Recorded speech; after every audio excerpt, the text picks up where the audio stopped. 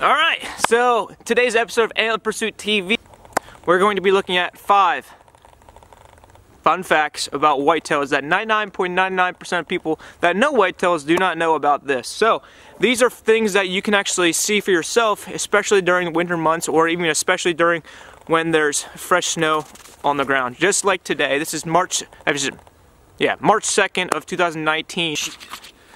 So, with that being said, if you guys do enjoy this episode and do want to support me through a couple things, you could either A, follow me on here, or B, you can follow me on Instagram. I do a bunch of different things, so shout-outs, giveaways, stuff like that. Third, you can help support me by buying one of my pieces of apparel. This is one of the pieces I have. This is a sweatshirt, 50% cotton, 50% pre-shrunk polyester pieces of clothing. I have also a bunch of different other stuff on that URL down below. So if you do get that, let me know. I will do something special for you. So, hope you guys enjoy this episode.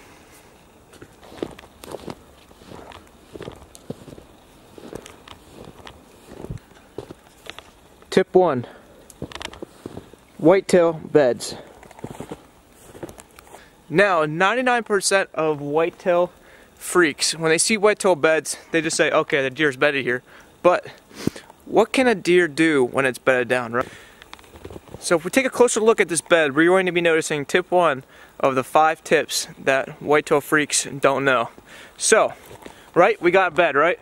We got a bed, fresh bed. I actually saw this deer jump off the bed and take off. There was 3 deer right here. There's 3 beds right here, all bedded down.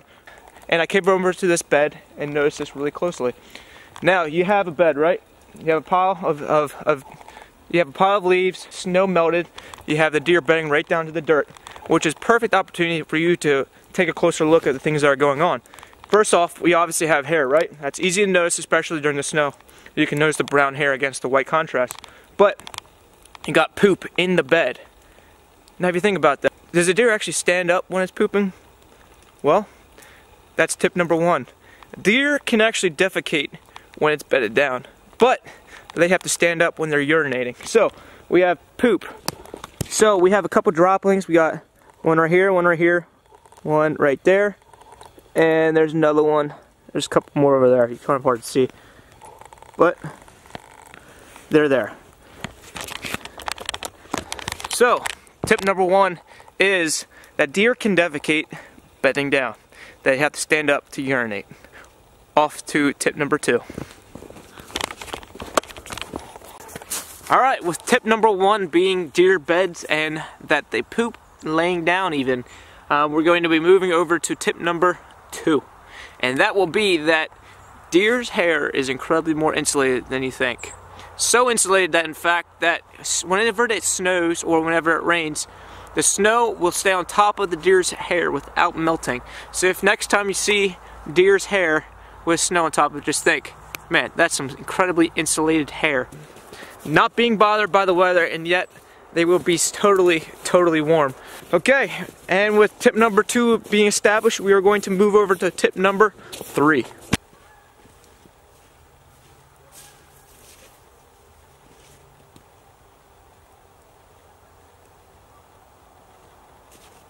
Alright, so let's look at tip number 3 for the day. That will be, you ever wonder why deer have those little whiskers? Whenever you kill a deer, whenever you see a deer eating something, you see the whiskers? I'll tell you what those whiskers are for. So, believe it or not, those whiskers will help the deer figure out where that ground is. And you might be thinking to yourself, why would a deer necessarily need whiskers, right? He has his nose and he has his eyes.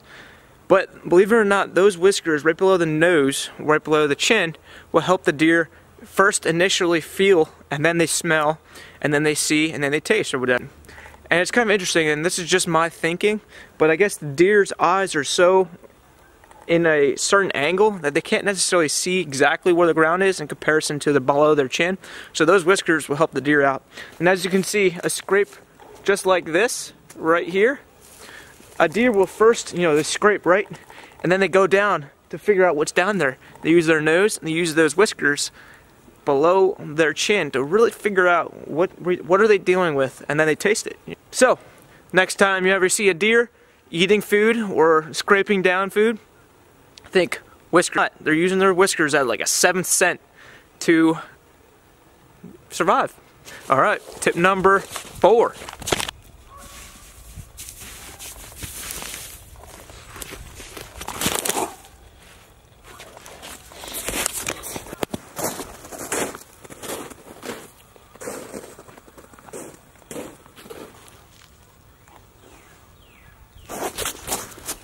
Okay, tip number 4 that you probably don't really know.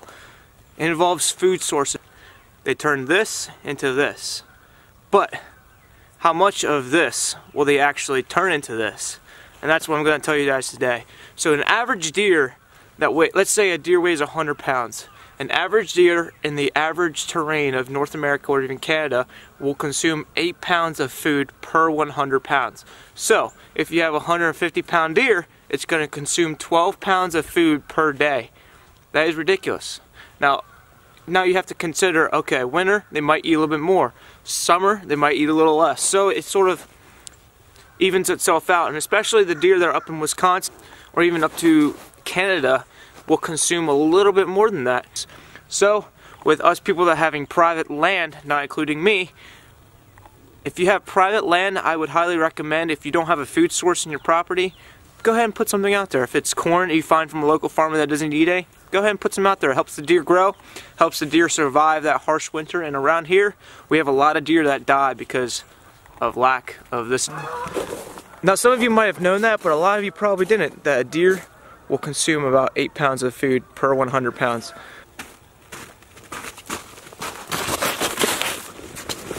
Whip out the old backpack for this. So unfortunately I couldn't find one of these today. It being there's a lot of snow in the ground. I decided to bring one home that we had killed a while back, and we just cleaned it up and now it's sitting in our garage. This is something that us humans share in common with whitetails, and it's something you guys probably do not know. But let's look at the skull of a female or even a male whitetail, for example. Believe it or not, a human has 32 teeth, right? If you guys can, want to spend time counting, and if you're not missing anything, count them out. You have 32 teeth. Now what a whitetail has is they also have 32 teeth. What are the odds of that, right? Now we obviously don't share the same type of teeth, such as how they're shaped and what they're used for, but a deer will have 32 teeth, the same exact number as a human. So if you guys did enjoy the 5 tips of things that you probably don't know about whitetail, let me know down in the description and I'll be sure to go ahead and make another video on that. By the way, we come out with videos about every week, maybe 1 or 2 of them every week, so if you guys do want to tag along to see something new that's coming around in Antlered Pursuit TV, subscribe so I can catch you on the next episode.